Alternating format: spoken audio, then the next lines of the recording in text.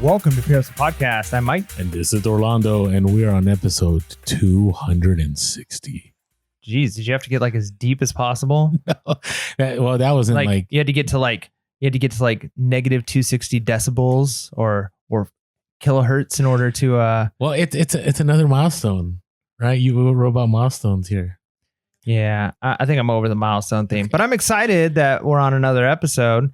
And this is going to be an interesting one because today, so this kind of reminds me of when we first started. So when we first started PHP Podcast, Mike, me, pretty much didn't know anything, right? Like I was really, a lot of the episodes were Orlando kind of teaching me, and I'm listening and I'm learning and I'm asking questions.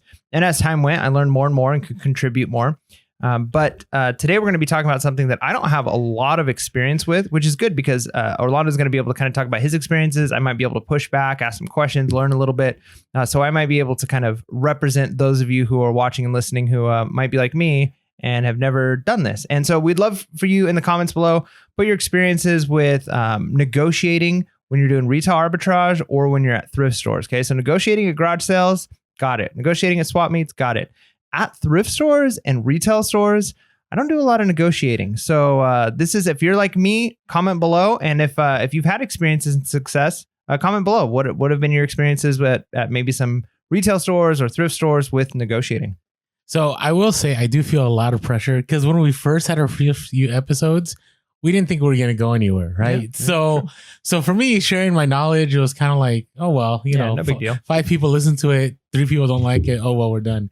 Now there's a lot of you and we appreciate it. We're grateful for all of you. So, you know, I will say this. Not everything we discuss today may apply to you. Not everything I discuss today may be at your comfort level. Not everything I say may work, right? But I'm sharing what I know has worked for me. It is part of reselling is getting out there and being awkward, right? I always talk about being awkward because awkwardness wins in the end, but it takes some fortitude. It takes some strength. That is definitely a strategy. We talk about awkward silence being a good strategy, but I think you got to be careful when you say just be awkward because they're awkward. There's awkward. There's like, yes. Hey, give me a discount. Discount. No, we're not. Like, there's awkward, and then there's like savvy, and like, you know, you can actually negotiate. Now, I think what you're saying though is it might feel awkward and embracing that, right? Like, correct. I know that experience when it came to doing videography. So when I first started doing video stuff, it was really weird. Luckily, I was doing video at a school where most of the students were used to having cameras shoved in their face when they were like doing events and stuff. So we were awkward. Yeah. But what was nice though was the more I did it, I just got used to it. And then so when I would get hired to do a wedding or an event, or even when we first started the podcast and we would do like, we're doing a thrift store ride along, I'm like bringing in a camera into a store and I'm like recording myself. And, you know, people are looking at you kind of weird as you're recording things and they're like wondering what's going on. But the more you embrace it and you kind of, if you have that, like, this feels awkward, but I'm going to step out of my comfort zone and I'm just going to do it, and you own it and you've got that kind of confidence. So I'm sure there's a sense of you feel awkward, but you have to exude confidence when you're trying to negotiate, especially at somewhere like a retail store or at a thrift store. Yeah. And I would say retail somewhere. So we'll talk about everything, what I mean. So let's just start off right off the bat. So I got a few things that apply to both, and these can apply pretty much to everything, right? But I think these are non-negotiables. Like I really believe, and again, I'm not the king of negotiating. I mean, if you watch my YouTubes, I would say I'm pretty good at negotiating deals, right? And I'm pretty good at negotiating deals when I was in the school administration, when I made deals for my own purchases, whether it be, you know, renting out a place, buying a vehicle, whatever it is, for whatever reason, I've learned over time. Now, I've made a lot of mistakes. Okay, like one time telling the dealership how much I was approved for. Like that was like the worst thing I could have done because guess how much I paid? The top of what I was approved for, right? So understand this is all trial and error too. So, which that technique can actually be used once you know, and you can come in with what your lowest is. You know what? I'm only approved for 10,000 on a vehicle when maybe you're approved for 25, but you know you're not going to pay more than 10,000. So you're already setting that limit, right? Like going back to the Chris Voss never split the difference. You know, you can set those numbers there. So what you made a mistake can be a technique used in the right way once you learn how to do it. True. But that's not what happened. So, all right. Hey, the very first thing is being consistent. What I mean is this. So thrift stores, and retail stores, they need to put a face to you. They need to know who you are. Most people, it's very rare. I say that I've cold approached somebody and try to work out a deal and they've gone for it. Now, it does happen. It does happen. I mean, it happens at garage sales all the time. But when I'm talking about thrift stores and I'm talking about retail stores, the reason I say that is because there's like a higher level of responsibility and accountability for those individuals, right? It's not like at a garage sale where they're just offloading junk. They're offloading items they don't care for anymore. And, you know, if they sell it for cheaper and like, you know, their spouse gets mad at them or their kid goes, hey, don't sell that sealed Zelda for $40. Like, you know, it's whatever. It's not a big deal. But it's just, if it's at a thrift store, they're going to have to answer to somebody. If it's in a retail store, they're going to have to answer to somebody, right? So over time, if they see your face more, right? If you're at a store more and you're constantly buying, they're going to recognize who you are. And there's going to be a trust that's developed, right? Because they know that you're good on your word. They know that you're actually going to pay. There's not any chargebacks. You're not trying to do anything shady. And just being consistent in the stores, you create friendships and you develop a relationship with people, right? Yeah. If you establish yourself as a good customer, they're going to want to keep good customers. We talk about that when it comes to like, you know, maybe more so smaller thrift stores, but that would definitely help with negotiations. If they see you, they know you buy a lot of stuff, because people say like, oh, you know, resellers at thrift stores. Well, thrift stores make a good portion of their money from resellers. Mm-hmm. And so if they see like, hey, this person solely is responsible for like 5% of the sales that we do every week because they buy so much stuff from us, they're going to be more willing to cater to you because you're there all the time. You're spending money there. And yeah, you've established yourself as a reliable, good customer. Yeah. I mean, there was a store I used to frequent all the time on a daily basis. That was probably like a mile down from where I lived. And I bought so much that eventually I would show up. The store would close at 7. I've shared this before, like, I don't know, 100 episodes back ago. in the beginning, yeah. Yeah, back in the beginning, right? I would show up at 6:59 p.m. Closing time was at 7. And the reason I did that is because they knew me, they trusted me. And so at 7 o'clock, all the customers were out. They would lock the doors and I would have the whole store to myself. Not only would I have the whole store to myself, but they would also bring out stuff that they were going to bring out the next day. Did I tell you that I actually benefited from that connection you had there? Did you really? Yeah. So I think we talked about it a long time ago on an earlier podcast, but I went there and I'm kind of, you know, this was when I was still afraid to tell people I was a reseller, even at garage sales and stuff. And the relationships you'd built with the management there, they knew we had a podcast. They must have watched it. And the lady comes to me and she goes, I'm going to tell Orlando you're on his stomping grounds. And I kind of like laugh and I'm like embarrassed. I'm like, oh no, she knows I'm a reseller. Like this is going to be bad. And next thing you know, she's bringing stuff from the back out to me like, hey, what about this? Oh, I saw this. I know who you're talking about and I missed that story. You want to buy this? And she's bringing stuff out of the back and showing me things that I'm like aren't even on the floor yet. And I'm like, yeah, I'll buy that. I'll buy that. I'll buy that. And I'm so stoked about this. And unfortunately that, you know, that person ended up moving to another store. So, but I mean, it shows like I can vouch for the fact that what Orlando's talking about is real. Like what he's saying, I was able to benefit from, and I have never been able to be that consistent at any store because just time wise and stuff. But it goes to show like what he's saying, it does work. Yeah. The only reason I'm sharing this, I will never share theory. I will share things that have been done. All right. So second, all right. Before we go to second though, if you haven't yet signed up for our Pure Hustle coffee, I'm just joking. Buymeacoffee.com/Pure Hustle. Please do so. We do plan on doing a Zoom. We kind of had a live that we tried to set up, so that got in the way of us doing a Zoom. But Zoom is for our members. It's just a virtual meetup where we get to talk, and we can even talk about. We were going to talk about Q4 in this next one, so we're hoping to do that. We can also talk about negotiation, and we'll also have some theme topics to talk about. But buymeacoffee.com/Pure Hustle is our weekly or monthly or yearly membership for less than a coffee. You can sign up, and it's a great way to support the podcast because again, our content is all free. We don't have our podcast behind the paywall because we want to help everyone out, but that does incur costs on our end, from electricity to getting new equipment to a lot of the money that we end up losing is taking away time from reselling, right? Mike and I could be sourcing, we could be listing, and this stuff does take a good amount of time. So anytime you can help us with buymeacoffee.com/Pure Hustle, it's a great help to us. Yeah. So to clarify, buymeacoffee.com/Pure Hustle.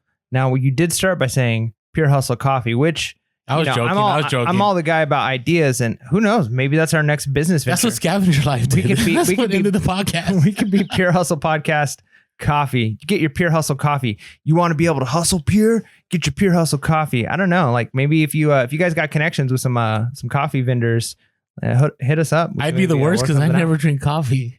Yeah, well, my wife drinks a lot of coffee. She'll be our taste tester. Like, is this good? Is this good? When we find a good blend, and then we would sell our mugs. Yeah, we'll package it with coffee in the mug. It'll come in the mug. It'll be gift wrapped. It'll be super sweet. It'll be like, like a Christmas gift. And who knows? Who knows what the future has for us? All right. Anyways, check the link below, buymeacoffee.com/pureHustle. All right. Second thing, being friendly. And I know this sounds like common sense, but I'm telling you, and this to be true, and you've had this experience too. The other day, this is not the same scenario, but I had somebody message me, and somebody messaged me about a buckle I had, and they're like, not even a pawn shop would give you that much money. You should sell it for this amount. And they sent me an offer, and I'm like, what? No. Like, even if you had just sent me that low offer, I might have taken it. It was a slow day. But the fact that you're a jerk, I'm not going to help you. Yeah. And it's one of those things where it's really easy. When you're right, you oftentimes want to be right. And you want other people to know you're right. So sometimes you might bring something up and it's marked at a certain price. And then they might say like, oh, the tag's off or we can't sell this. And so you can lose or burn a bridge or lose a friendship or lose a relationship by sticking to your ground and be like, no, like this, you need to sell this. It was on the floor. I don't know why you won't sell this. Take the loss that one time. Be like, oh, sure, no problem. Like, just let me know when it's back on the floor, and I'd maybe love to buy it another time. Because you do that one time and then you've kept that relationship. But if you are known, if you're consistent, but you're known as the person who blew up that one time, it's like they say, like, it takes a lifetime to build a reputation, it takes a moment to ruin it. Right. So, once you build that relationship, you might be able to be like, come on, let's work on this. But don't be the person who blows up, because once you're known as that person, that's who you are. You're the person who blew up at them and yelled at them over the pricing on a shoe or something like that. And that's it. Your relationship's done. Yeah. And make sure to be aware that knowing people's names is key. Okay. And so, when you're becoming friendly, right? And you're at that store 5 or 6 times, right? Whether it be a thrift store or retail store. If you can, each time you go, hey, what's going on, John? Hey, what's going on, Nikki? How's it going? That goes a long way, right? That you're telling that person that they're important, right? And even asking, how's the day been or how's business been? And I know that sounds like small talk, and it is. But for some individuals, that may be the only interaction they've had outside of their coworkers. And even then, right, maybe they want to talk to somebody different, right? Maybe they're tired of talking to their coworkers. And so being friendly goes a long way. And like Mike said, Mike told me before, we were at a store that shall not be named. We shot a video at one over in that town that also has a Salvation Army like a mile away. And when I walked in, very first thing was, hey, how's it going, Orlando? How are you doing? I'm like, hey, what's going on? And I think his name was Philip, this individual. And I said, hey, Philip, how's things been? And sure enough, right away, it's like, hey, we just got this stuff in over here. There's this over here. Being friendly matters. So take the time. I know as new resellers, everyone's scared to say that they're a reseller. They don't want people to know they're even in the store, right? They want to quietly source and they want to pay for stuff and get out. But spending just those few moments can bring you hundreds of thousands of dollars when you're trying to make deals later on. Yeah. And going back to that idea of like making a small chat, like I'm really bad at remembering names, but it's one of those things. Like one tip I heard one time was, if you were really told, like if you think you have a hard time remembering names, but if somebody said, if you can remember this person's name, you're going to get $1 million. Like you would remember their name. Like it's all about effort. It's the amount of effort you put in. And I read a book a while back. It's The Violent Buried Away by Flannery O'Connor. And there was, I mentioned this before in a podcast, but I thought it was so good. This kid is like hitchhiking and he gets picked up by a businessman, like a door-to-door salesman. And the door-to-door salesman gives him some life advice. And basically it was kind of what you were saying, like being friendly, getting to know the people. And what he would do with his clients is as he got to know them, he kept a journal, like a little notepad. And he'd be like, okay, this is Tom. Tom's wife has cancer. They've been married for this many years. This is their anniversary. They have 3 kids. One of their kids just went to college, right? He'd keep a thing. And before he'd go Kind to of that like Michael Scott in the cards. I don't know, maybe uses the wrong Rolodex. maybe Do you remember that episode? I don't know. Okay, anyway, but so he would keep track of this stuff. And so when he'd go to this person's house to sell them something, he'd review. He's all, I don't remember all the stuff about them, but I'd quickly review the thing. Oh, yeah. So then I can go in and be like, how's your wife, Martha? Is things going better? How's the treatment going? I know she started a new treatment last I talked to you. And it made the people feel like this person's my friend. And I'm not saying be shady, but actually take interest in people, right? Like, yeah, people want to be known. Even if you actually have to, when you go out to your car, write down, okay, the manager's name or the coworker's name, that was such and such. And I asked how they were doing, and they said, like pretty good, except for my house flooded. Story coming next update. My house flooded. Then the next time you go in and see them, they're like, hey, how's the house going? Did you get it fixed? They'd be so happy that you did that. But it just takes that moment of writing it down. Like, it seems like a silly thing, but that can go a long way. And it also builds genuine interest in people as you start to say, like, I'm going to care about what they're saying to me. Yeah, agreed. And no, the only reason about that, let us know if you remember in the comments, there's that Office episode where Michael had a Rolodex, but the ones that were green were facts not to share.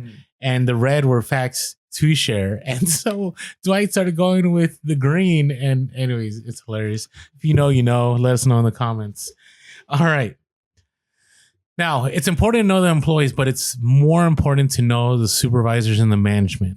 And that's a little bit harder to get to, right? But remember, the entry-level positions, they can't make some of the big calls, right? At the Thrift, maybe they can, but especially when it comes to retail, when you're at an off-price store and you're trying to make a deal, it's going to go to management, right? So, because again, it may not be within their guidelines. And we'll talk about that later on, about being careful and knowing what stores can do and what they can't do. Because, when we get into this, I've had people before say, Orlando, isn't that employee going to get in trouble? Well, the employee only gets in trouble if the management is unaware, right? Or if it breaks company policy. But there are stores, even retail stores, that are willing to budge on things, and it is within their policy based on certain criteria, right? So make sure you know the management. It's so big because the management, even that story you had mentioned, it's the management that made that happen, right? Because I could have known all the entry level people, but if I knew the right manager in there, it changed everything, right? And I even retail stores. There's one right now. There's an off-price store where I don't even know. They keep hiring new people all the time, but there's one consistent older lady that she recognizes me. I have a beard, and she always goes, hey, it's the bearded one when I walk in. And sure enough, she's like, hey, what are you looking for today? And I'll say, hey, I'm looking for these items. She's like, oh, we haven't even put these out. Come back with me. And then she'll show me, and I'll be able to buy it, and I'll be able to make that deal. All right. So make sure it's the management that you're also, don't just talk to everyone. And again, that's going to take you time. Yeah. And management really can, for even big box stores, they have a lot of leeway.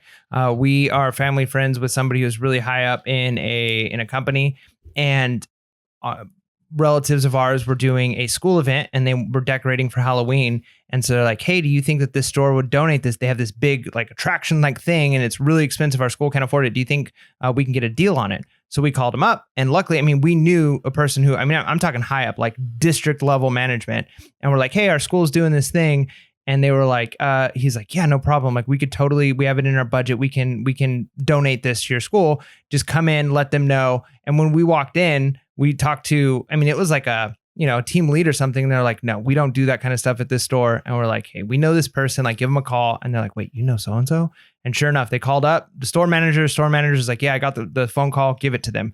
And like, we were just wanting a discount on it. And like, he was able to donate it. Like, he had within his power. And so again, that was a good connection. We had that. Luckily, it was like family friend, but it goes to show that like people in management positions, they have certain things within their ability. And again, if they're trying to meet a quota, if they're trying to have a bottom line of our store needs to turn over this much stuff, they know the profit margins. They're able to say, hey, we're making X amount of profit on these things. We can take a discount on this, and we're still, because we're selling it at such quantity or quality, we're going to be able to, or quantity, we're going to be able to actually meet those numbers we're trying to meet this month. And it actually helps the store out.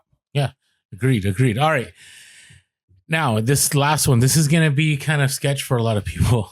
And it's the idea of leaving a business card, right? And again, there's a lot of hesitation about leaving business cards, right? Because, hey, I don't want people to know I'm a reseller. What if they don't try to give me a deal? They instead charge me full price, or What if I turn business away, right? I give my business card, they automatically know I'm a reseller and I'm doomed. Now, you obviously have to read the room, right? You have to read people. But when it comes to the thrift, it's not, listen, I've left my business cards. I have several managers in San Diego County that have my business card. And if, they know what I'm looking for. Like I go in there and I'm consistent. Like I said, point one, be consistent. So they know what I'm buying. And sometimes they'll get a huge, shipment of, shipment or whatever it comes in, the cargo truck of a certain item I'm looking for, whether it be Harley gear, whether it be, Hawaiian shirt, whatever it is that, I consistently source. And they'll call me up and they'll say, hey, Orlando, by the way, all this inventory came in, and I may not hear from someone for a long time. It may be 6 months. It may be a year. It may be 2 years. I know somebody that we follow on Instagram who even at the Nike store left his business card, didn't hear anything for 2 years. But guess what? 2 years later, he was able to get one of the best deals ever. And it's because he left his business card. So you never know the opportunities you may be missing out on by not taking that extra step. It's good. I like it. You were kind of hesitant in the beginning, like leaving any kind of card. Yeah, no, for sure. And, part of it was I thought I could get better deals if people didn't think I was a reseller. And there are probably times when that's the case, when someone's like, they'd rather sell it to somebody who's going to buy the toy for their kid as opposed to somebody who's going to turn around and flip it. Right. I get that. But the flip side of that is usually I'm not going to make as much money off the one single item as I am going to be able to make off of the big score. Right. So when I tell people like, hey, I'm looking for weights or I'm looking for whatever it is, I'm looking for. And they're like, hey, I've got a bunch. I'm not wanting to sell it right now. Or, leave me my card. And then, next thing you know, you get a call like a year later and it's like, hey, I'm moving and I don't want to take this stuff. And I remember you said you were looking for it. Right. So that kind of stuff, those are often the bigger scores. And I might lose a little bit here and there if people realize like, hey, this guy's just a reseller. But I think in the long run, the bigger deal profits are going to come when people know that you're a reseller. Agreed. All right. So next, let's get practical. Let's go to the thrift. All right. Now, let us know if there's tips that you have used or things that would help. Let us know in the comments. Again, Mike and I have always said that we are not the end all of knowledge. We're not gurus. Some of the stuff may work for some of you. It may not work for some of you. There's stuff that we may do better based on your comments. So let us know. But let's talk about the thrift store. This is going to be funny because I do this all the time. But something is priced really high. Okay. And we know this to be the case in San Diego, right? How many times you walk in? I mean, I remember the last video I made, I went to, what the highest price store that shall not be named is? You know which one it is? It's next to like a Domino's. It's over in that Rancho area. Oh, okay. Yeah. Okay. Yep. Like that place is crazy. We're talking about Doc Martens selling for $129.99, right? We're talking about. Yeah, I mean, it's nuts. Like they're looking at eBay listings. eBay doesn't even matter anymore. Yeah. It's like, we're going to charge whatever we want. I mean, that's basically what it's come down to. But here's the thing. It never hurts to ask a simple question. Is there anything we can do with this price? In a very nice way. Again, hopefully you've done all the steps below. You've been consistent. You've been friendly. You've gotten to know the management. Maybe you left your business card. And they know you're a consistent buyer, right? I ask that question all the time. If you've been watching, I've changed some of my tactics at garage sales. I used to be like, how much are you thinking? Now it's just more of, is there anything you want to, are you willing to work on this price? Because then it puts it on their end, right? The responsibility, right, is no longer on your end. And on top of that, you're giving them the autonomy to make that call. And I will tell you, it doesn't work all the time, especially the store that shall not be named. That's a really tough store because I think their policy doesn't allow, I don't know. They can go store to store, right? But I've had some stores that are like, nope, can't do it. It's nationwide policy. And then I've had other stores like, yeah, that's priced pretty high. But if would you be willing to buy it if I drop $10? Just saving that $10. If you do that 10 times in a week, you're saving $100. And if you get told no, and it's a hard no, of like, we can never do that at the store, and you keep pushing it, you might be ruining a relationship.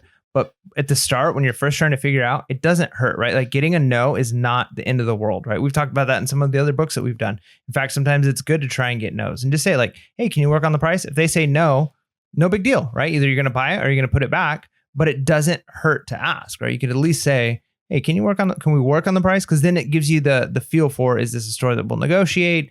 can they work on prices? And it'll give you that knowledge, that understanding. And if they say no, it's not the end of the world. I think part of the problem is people have this view, this idea that if they get rejected in something, it's like the end of the world, that it's personal. And once you start, I've gotten better as time goes. Part of it, I think, is just getting older. I think more as people get older, they stop caring as much. But I think some people still do care a lot. And a lot of it is just repetition of being told no and learning, like almost like stoically, like water off a duck's back. Just like, cool, no problem, right? Like I'm not going to look at it and be like, oh, I got rejected, right? Because it's not like somebody's saying like, I hate you as a person, right? And even if they do, they hate you as a person, but getting a no is not the end of the world, right? Like a lot of times people stress about what other people think. I mean, I've had students in the past, I have sixth graders right now, and I have kids come in and they're very upset with, my people are thinking this about me, or people are thinking this about me. And once I try and convince them, like, honestly, most people are more concerned about themselves. They're probably not even thinking about you. You think that they're thinking these things about you, true. But reality is they're probably not even thinking about you. So don't worry about it, right? Like you're thinking about this way more than they are. So once you start to realize that and you're like, you know what? If they say no, it's not personal. Yeah, agreed. And again, it's the idea of just getting awkward, right? You get, once you start doing this over and over and over again, it's going to get easier. All right. Next, and this varies, but be familiar with what tags mean at different stores, because that could be a negotiation piece. All right. So, for example, at the store that shall not be named, some of them have different color tags. So they may have a red tag, a blue tag, a green tag. And I know, for example, Salvation Army here in San Diego, certain tags mean that they're not clearance, but they've been, out in the store for like 30 days. Right. And if you know that, that's going to help you get a better deal. So you got to be familiar. And it never hurts to ask one of the employees, go, hey, what do these different tags mean? Like, I see that there's blue and they're green. And if you have that knowledge, that's going to help you with a negotiation price, right? And it's also that deals with retail. There are certain prices like, Costco, if things end in, and I'm getting ahead of myself, but with retail stores, but if things end in 9/7, you know that's the last time that item's going to be there. And if it's been sitting for a while, management there might be able to work out a price. Actually, that did happen to me at a Costco once. I was able to buy a bunch of Lego sets at a really great price because I knew they were trying to clearance it out and it had been sitting there, and I was able to negotiate that price. But I'm getting a little ahead of myself. So always be willing to gain that information, because that information is going to help you a lot. All right. Now, what about bundles? I mean, we talk about bundles all the time. Have you tried a bundle at a thrift store yet? Before you say anything, I don't mean like getting all your stuff together and going to register and go, hey, what do you think for all of this? Like, that's not going to work. That works at garage sales, but not at the thrift. No, I mean, not exactly like that. But I mean, I kind of take back a little bit the whole negotiating things at thrift stores. I mean, I've done it a little bit at one Salvation Army, and they had a bunch of dead stock. And they had, you could tell like when stores get like a whole shipment of something and they've got basically like shelves full of like the same item, and they've got them on sale for like $3 a piece, or whatever it is that they're selling them for. And so I have been able to work out like, hey, what if I just buy all of it? Like, could you work with me then? So that I have done that before, and the management did work with me one time. So that would kind of be how I would kind of consider a bundle, is like, hey, like you've got a bunch of these things. Like if I were to buy all of it, then that's when I would say, can we work on the price? Because then you've got a little bit more leverage of them saying, well, I might be stuck with shelves of this inventory that's taking up space where I can get more stuff out of the back, or I can just get rid of it all at once, maybe for a little bit less, but I'm done with it. Yeah. And again, you don't know how much they have of it, right? They could have, you think that that's all they have and they're not wanting to move it, but they could have a whole other truck. Right. And they're just trying to move it. And again, I want to reiterate, sometimes people are saying, hey, when you make deals with these donations, right, like the Salvation Army, are you taking away from other people? Right. Or are you helping are you hurting the businesses and they have no money now because you worked out these deals? You have to understand, all these charities function like businesses. They want these items to be moved. I can't tell you how many times I've had management at the Salvation Army or the store that shall not be named, or Father Joe's, or all these places say, hey, thanks so much for being willing to buy this all. This allows us to quickly move the stuff, and we can put more inventory to sell, which allows us to fulfill our mission. So understand that. Don't go of like, hey, you're taking away money from individuals that need it. But again, you can actually bundle. Like if especially if it's multiples, right? It's not like it's garage sales where like you're grabbing a bunch of random. They're not going to care because that's just the same as a bunch of customers picking up stuff. But if it's a lot of the same, sometimes they just got truckloads of it and they don't know what to do with it. All right, now this one is when you think a deal, don't just think a discount. Think about being able to buy a lot of items at one stop, so you're not constantly having to source. Listen, if you can source at one place for the day, and that gives you a killer profit, you don't need to drive anywhere else, right? You don't need to, spend your time. You don't need to go, research all these things. You may have gotten everything you need for the week by one end. And the question always is, do you have any more items on the back? Have you done that ever before in the thrift? No, not exactly like that. But I mean, there's one thrift store we go to that actually lets us use the restroom, which most thrift stores don't. And so you have to walk through like their entire back. Like it's kind of weird though. Like, yeah, you can literally be an employee there. Like it doesn't take much. So, I'm walking back and I'm like, wow, there's like a lot of stuff back here. And so I'm seeing things I'm like, man, I wish that was out on the shelf right now. But I mean, I can imagine, like, for instance, I could see this playing out where let's say you're a bookseller and you're consistent. So they know you're always there. And you can say, look, I've searched the books on your thing. I'm buying 10 of them right now. Do you have more books in the back I can look at? Mm-hmm. And they might be more than willing. Like, yeah, I just don't have the manpower to and we don't have the shelf space. But if you want to go in the back, we got a bin full of books. You can look through those for the next hour, no problem. And so I could definitely see thrift stores, especially if you're just a random nobody showing up. But if you're there all the time and you're like, hey, do you mind if I check the books in the back? And they're like, sure, no problem. Or they might wheel out a cart for you or something like that.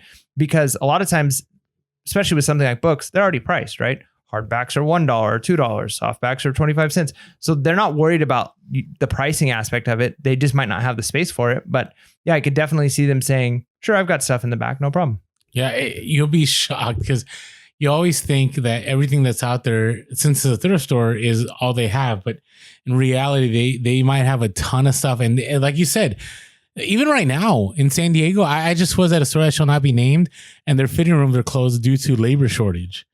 Right. So they may not be able to get everything out because they just don't have enough employees. So always ask, because you can get some killer deals. And actually, you may be able to get a better deal and it depends on the thrift store, but they may have not priced it yet. They may have not researched it on eBay. And so you're getting it raw. And that's actually happened to me multiple times at other stores where, they knew me for a while. So they take me to the back and again, I would be fair with them. I'd show them the comps on eBay because, again, you want to build that trust with people because they know. Like, there was one store that shall not be named that their goal was that everything that they sell should be 25% of what it was on eBay. Right now, management came in and that all changed. But they knew that my price had to be less than 25%. Right. And so we always worked out a deal. So be aware of that. All right. So that we've talked about what applies to both the thrift, and we're going to get to retail, but we do have our special segment of Hustle of the Week. But before we get there, I just want to talk about one of our sponsors, AmericanBubbleBoy.com. It's been great. I just got my recent bubbles, came to me in like 2 days, and I ordered later in the evening, right? But it'll tell you, it's kind of like Amazon. If you order within this time, you'll get it. So if you haven't checked out yet, AmericanBubbleBoy.com. My favorite order is always a 4-foot roll, 750 square feet, 2-day free shipping. And by the way, we now have a promo code, and it's Pure Hustle Podcast, all in lowercase. So if you go to the link below and you order, you help us out, you help yourself out, you help out American Bubble Boy. And now I think they expand. I saw now they have a warehouse in North Carolina, so they'll have faster shipping on the East Coast. Love it, man. They're growing. I mean, that's a good sign. It's a good sign that they're successful. Their business model is working. And so you can count on them as a company that's not just, I mean, there's nothing wrong with mom and pop, which is a small little thing. But the fact that this is a small company that has been reliable and consistent enough that it continues to grow shows us they're doing something right, and they can be counted on to deliver good product at a good price quickly. Yeah. And by the way, I just want to say something real quick. I've had some of you DM me and say, hey, you know what? They took too long. I didn't get my shipping on time, or I contacted customer service and he never got back to me. Like, let us know, and again, I'm not going to say I'm going to directly link you to the owner and so on. I also want to respect their time, but they want to know that they want to make things right. Okay. And if that happened to you before and you're like, I'm done with AmericanBowboy.com, try them again. Let them have the opportunity to make it right. I'm telling you, they have quality items, great price, definitely worth checking out. I was just talking to the owner, Joel, I think a few days ago over DMs on Instagram, talking about their expansion and so on. So they are customer centric, and they want the best product at the best shipping times, and they want to build integrity in the resale community. So check them out. Check the link below, AmericanBowboy.com. Yeah. All right, before we move on, if you haven't been following us on social media, we are on Instagram, Facebook, and TikTok as Pure Hustle Podcast. We are on Twitter as Pure Hustle Cast. Should I mention the other? No, okay. All right.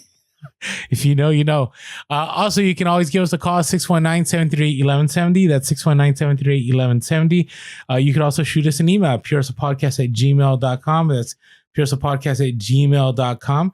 And also, if you have not watched us on YouTube, we just had a recent live episode, a reaction video. We had a great time. Always love going live with everyone. And so if you haven't yet gone onto YouTube and checked us out, make sure to do so. Just come on over, hit that subscribe, hit that like button and that bell notification. And if you just listen to the podcast, do it anyways. So it'll help us out. And as always, we're grateful for all the iTunes reviews. They definitely help us out. And we are the most reviewed reselling podcast out there. Woo woo. And we got a pretty awesome reviews because we're done with the 500 club. And we got now we're moving to the 600s. Yeah. So if you, I mean, technically, maybe this doesn't sound like it doesn't work right. It's one of those things like, the first century is like year 0 to 100, right? Which kind of sounds weird, but it's kind of like that with the way we're doing this. So we're technically now, if you leave a comment after 501 or 500 to 559 or 599, you are, I was thinking time there, 500 to 599. You are in the 600 club. Okay. You made a comment before we got to 600. So you don't want to miss the 600 club because, we'll be there before you know it. So we have a comment here from Given a Gift, Shane D. I think this pointed to one of your quotes. You remember you used to do quote of the week? Yeah, I need to start. It's been a long time. Let us know in the comments below. The real ones know. Do you want the quote of the week back? It's been like 100 Was episodes. it inspiring? Okay. Well, I think this is part of it. So Shane says, great show, great info. One thought. The best time to plant a tree was 20 years ago. Wouldn't the second best time to plant a tree be 19 years, 11 months, and 29 days ago? That's very true. That is the letter of the law for that quote. But we're going with the spirit of the law, which is it's better to have done something in the past. But if you didn't do it in the past, you can't control that. What you can control is what you do right now. So plant that tree now. That's right. Okay. All right. Thank you, Shane, for the review. And then just jump on over. I want to get back to our 5.0. I'm so bothered that we're 4.9. It is what it is, man. People are going to hate. Trolls coming out of the woodwork, man. Going to hate. So anyways, and by the way, please know, if anybody is a troll, you don't need to reply to them. Just ignore them. They're not worth your time. I see people out there, and it's okay. It doesn't bother me, but no, I mean, it's kind of cool when you see the community coming together and supporting each other. Okay. So I say viciously attack trolls. I just think time is valuable. Why waste your time on trolls? All right. Okay. All right. It is time for... Come on, hustlers. It's the freaking hustle of the week. Yeah, I need to get back to making more sound effects. That's kind of cool. Like, I like that. All right. So our first hustle comes from Joseph and Brianna. IG handle at Vivacious Vendor. I like that. Did I mess something up there? I don't know. It's Brianna. That's how they sent it to me. Brianna. Okay, I might have said your name wrong. Please forgive me if I did. I'm just a human. I make mistakes. All right. Started reselling 2 years ago and began sharing with one of their grandfathers all of the Harley stuff that we were selling. They got connected with a friend who owned a motorcycle shop that had been running for 30 years. They bought off some of their spare inventory. One piece was a wheel for $50 and they sold it for $600. But that's not the hustle of the week. A few months later, they came across a pair of Rockford Fosgate Harley speakers at a thrift for $45. They listed on eBay and sold within 30 days for $319.99 or 99 cents. $99. $319.99. That is a hustle of the week. I don't even know if I've ever seen anything like that. Rockford Fosgate Harley speakers. I wonder if that was like a like actual speakers that go on a Harley, or if that was like a crossover. No, they like, go on the Harley. Okay. Like, so people can listen. You ever have someone roll up and you hear everything that they're listening especially to? Especially I feel like, I mean, I've heard it definitely around town and stuff. But like if you're in Vegas and there's like, you know, people driving by on their motorcycles, they definitely got their music blasting for the world to hear, man. Now, the reason I wanted to share this one was 2 levels. One is, you know, I always say sharing, right? Letting people know what you're doing. And that's what they did. Right. And then they kind of got connected to the shop owner. I'm pretty sure the conversation is, we sell Harley stuff, right? We're resellers.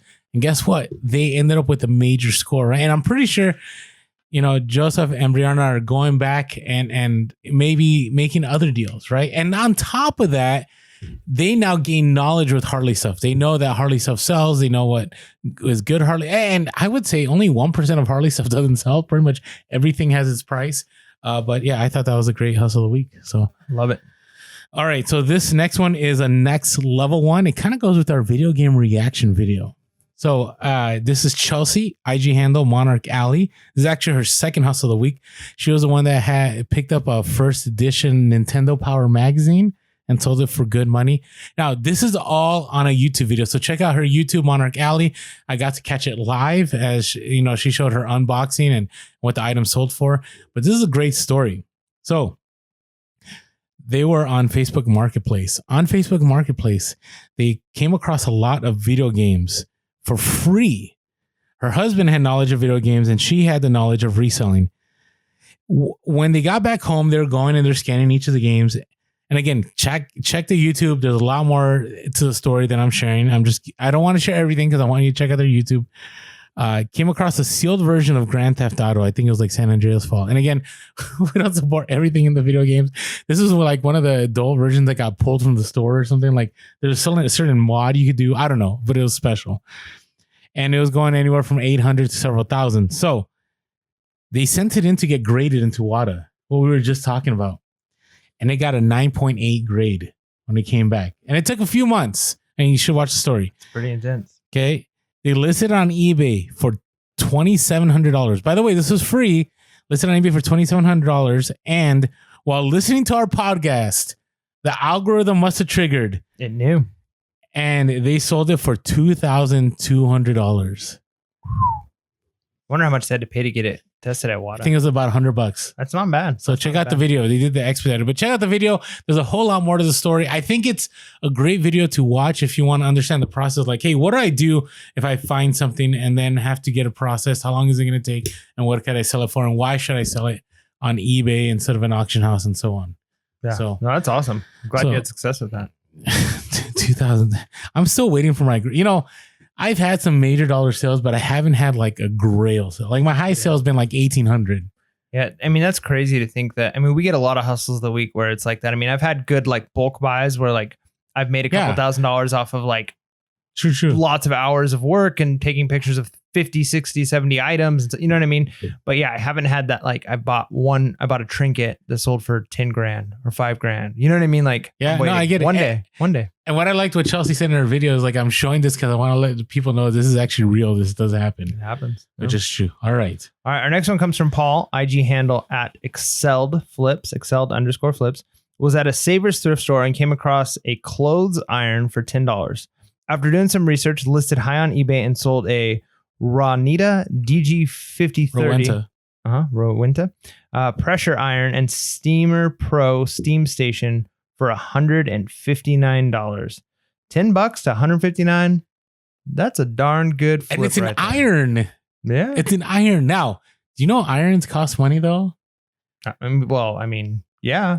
So, ever since I left education, I threw away my iron. Like, if you ever see me with wrinkled shirts, that's foolish, man. Well, it's because I don't that much space. I don't wear I have not worn a tie in 4 years. But you still want to have. I mean, your clothes can get wrinkled. I mean, you don't always have to have everything pressed, but there's going to be times when you want to look presentable. If you get it out of the dryer in time, you're good.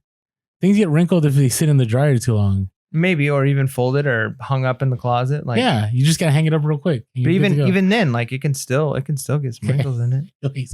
So the other day I was at Costco and the iron there was $50. I'm like, $50 right? And so this got me. The reason I wanted to share this was, it's the unexpected sometimes that makes you profit, right? Mike has talked about in previous episodes that curiosity sometimes leads to profits, right? And so the fact that Paul took the time, saw this iron, researched it, and sold it for 150. I've never heard of anyone selling an iron for $150. So anyways, that was an awesome hustle of the week. I like it. All right, what's your hustle of the week? So one of my garage sale ride along videos from probably a couple months ago now, I picked up at a garage sale. The guy wouldn't budge very much, and I can't remember whether it was $60 or $80. So I definitely paid up on it. If you watch the video, you can tell me what the price I paid for it was. But I bought a Bose Control Space CC64. It was new. The box was open. The box was a little damaged, but the actual unit itself was still in the wrapper and had all the stuff in it. And we listed it a little bit higher than the going rate was, just because there wasn't a lot of them selling that were like new open box. Most of them were used. And so we figured we'd probably get at least $250 for it. So we listed it for like $325, $350, somewhere around there. And we got a $275 offer, and it has shipping on it.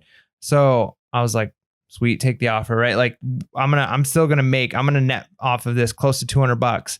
And it was one of those things where it's a hustle of the week, because I tried to negotiate with the guy. I got him down a little bit. I want to say, I can't remember whether it was 68. I'm not even going to try and say, but he wanted higher, and he set a bottom, and he wouldn't budge past that.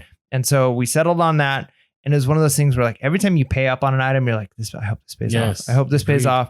Because it's not a big deal if it's like, yeah, I'll pay $5 for it. I'll pay $10 for it. But if you're paying like $60 to $80 for an item, you're like, I hope this pays off. Right. Yeah. Because that's a little bit, especially at garage sales, but it paid off. And it's, I'd love to do deals like that every day over, a bunch of $1 items where I'm only making 10 or 15, $20. Like, even though the profit margin might be the same, the amount of work and time, one listing, a few pictures, and I had to pay more up front, but the return on investment was solid. Yeah, nice. And you took that risk of paying up. Would you have done something like that when you first started reselling? No, I don't think I would have paid that much. I mean, I don't know. The comps were there, right? So maybe I would have, because they were definitely sold comps. But I think I would have had a harder time, because when I first started reselling, the first probably 6 months of reselling, I was only taking like $60 to $100 to garage sales with me, right? So for basically my entire budget for the day, like that'd be tough for a single purchase. Yeah, so like you said, if the comps are there, it's definitely worth paying up, right? And check sell-through rate too. Sell-through rate, I'm sure you did. So if it's selling consistently and it's a nice profit, it's worth picking up.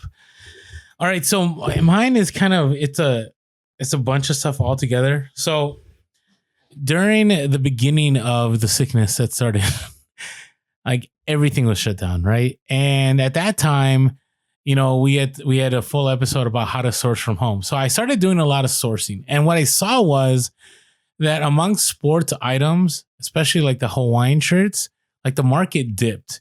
So I was picking up a bunch of like starter and rain spooner shirts of different sports teams. So I'm a San Francisco Giants fan, and I love the Giants. And, I love the Giants when they never made it anywhere in the 90s. And now they get, they're in World Series all the time and so on. All the bandwagon fans jump on. Yeah. And, I've been a fan from like the Will Clark, Jose Uribe. Only the real Giants fans know who I'm talking about. Sure of you. All right. Okay. And so I saw these shirts, and there were these Rain Spooner Hawaiian shirts, San Francisco Giant ones, which are hot. People were selling for like $20, $25. So during that time, I picked up, I want to say like 10 of 15 shirts. And, I didn't share it with anyone, because I wanted to make sure that no one else would compete with me in buying these shirts. So I picked those up. I was picking up some starter jackets. So I picked up one for $40. Now, these shirts now, and this is huge, when a team gets to the playoffs, you can sell stuff at a premium. So I've been selling these Hawaiian San Francisco Giants Rain Spooner shirts for $100 to $125. Some I've been selling for for $75 that I paid $25 for. A starter jacket, a pullover jacket that I paid $40 for. I wore for an entire year. I took it like on a road trip, San Francisco. I wore it out thrifting, whatever. It was a sweet jacket. It was a hooded jacket. I paid $40 for it. I just sold it for $149.99 plus ship. So I bought it on the cheap. I basically rented it for an entire year, and I sold it for close to $100 profit. So always look for those opportunities. Kind of like, at that time, whatever you threw your money at in the stock market pretty much made you money, right? Because everybody was scared to buy, right? So when prices dip, right, because the market is low on a certain item, but it's a reliable item when things are hot, it's definitely worth looking to. For me, Rain Spooner is a consistent brand that if it's at the right price, I will always pick up. So that is my hustle of the week. I like it. All right. So before we move on, there's another deal that's helped us out, and it's our skull shavers. Yeah, talking about looking presentable. Orlando's fine with having the long beard, with having wrinkled clothes. What? He says he goes to garage sales sometimes purposely with some food on his shirt. No, that's getting ready for work. Oh, okay. So food. I don't have food on you said I did. You're right. You're on your shirt. So but the reality is, when you look presentable, you're going to be able to negotiate better. You're going to be able to make better connections with people. There's just something about, it's maybe it's messed up that we're like this as a culture or as a species. But we look at things and judge them right away. And I'll tell you what, if I let my hair grow out for a few days and it starts to get all scraggly looking, I look a little bit more like I'm like I don't have a home, right? I'm just going to say that. But when I use my skull shaver, which only takes like a minute, something like that, it doesn't take long in the morning. My confidence is up. I look better, and I feel like it helps me probably with my negotiations, right? Because people are like, "Here's a presentable guy. He's a trustworthy guy. I can trust this guy." Even beards, I gave you a hard time. I have a beard too, though. I work on mine. There is a study that was shown that people do trust people with beards more, or maybe it was the opposite. Maybe it was that they don't trust. I think it's they trust people with beards. So I could be wrong. I might just be talking nonsense. But either way, people definitely are going to trust you more if you use a skull shaver and your dome looks nice and clean. So to get that deal, go to skullshaver.com/pure. Nope. Promo code pure. Promo code pure. Yep. I was confused. Buy me a coffee. Yeah, go to skullshaver.com. Use the promo code pure in the link below, PURE, to get that special discount. All right. So let's talk about getting deals at retail stores. Before we do anything, though, I want to make sure people understand that knowing the policies of the store are super important. Last thing you want, I was a loss prevention guy. Okay. So what that means is I would catch employees stealing all the time. And what would happen would be, some person at the register, their friend shows up and gives them a special 20% discount. And guess what? They keep doing that over and over and over again. And a week later, I'm interviewing them in the office, and they're eventually getting charged, right, for, a ton of crimes. Defrauding a company? Yeah, defrauding a company. And they were just giving out discounts, right? And so you got to be careful, because I've had people at the register give me, Mike, I don't know what planet I live in, but lately I've had people just give me free stuff for discounts. I haven't even asked it, right? Stores do have policies. So I worked at Target for a while, and it was within the person at the cashier's freedom. I can't remember what the exact number was. It was like 10 or 15%. So if a customer says, "Hey, no, the price that was on the shelf was this amount," if it's within a certain amount, they have the ability to do the discount. And again, we're not saying do anything shady. Don't lie. I will lose so much respect for you as a person if you know that something is $10 and you're not asking for a discount or trying to work something out, but you're like, "But it said 8 and you're lying." That's terrible. So don't do that. But there are policies where it's possible where the cashier or management has flexibility for other reasons besides, nefarious reasons. Mm-hmm. So be careful with that. You don't want to put anybody at risk or jeopardize anybody. All right. My next point that I don't have in our notes, Mike doesn't know about this one, is make sure when you know policies, no price matching policies. I cannot tell you how many people do not do this, but man, you can make such a killing. There's so many retail stores that have these. Okay. And it's actually gotten better. And it used to be back in the day that the only price matching that a store would do would be with a physical brick and mortar store. But now you can price match with Amazon. You can price match with other online stores. But here's the thing. If it's from Amazon, most places it has to be sold. Shipped and fulfilled by Amazon. Correct. It can't be, some third party seller. Sold and fulfilled by, I think is, yeah. But the other day, give you an example. Now, this wasn't for resale, but I needed I don't know why the Nintendo Switch, but the Nintendo Switch, you need a larger SD card to store video games, and you eventually run out of space. So I had to get a 256 gigabyte card. Okay. I went on Amazon, and on Amazon, it was selling for like $50, but I didn't want to wait for the next day. Right. So I saw it on Best Buy. Best Buy was selling it for $100. Right. I went to Best Buy. I found it. I showed them that, Amazon.com was selling it for $50, and I was able to get it for $50. 50% savings. Now imagine if you could level that up on a resale level. Right. And I did a ton of this at Target and other stores where you find other places that can price match you. And sometimes, here's what's crazy. Sometimes you can price match a store with their website. Yep. Right. Now Costco won't do that because, Costco, I think the reason they explain it is because the shipping charges are in the price. Right. But other places aren't like that. Yeah. Another thing too, another policy that you might be able to use to your advantage is rain checks. I remember I learned about rain checks when I was a kid. Not every store does it, but I went to go buy a video game and I was probably like 8 years old. I'd saved up my money and they were out of the video game, but it was on sale.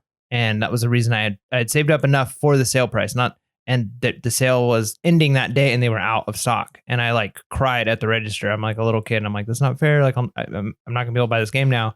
And they're like, we do rain checks.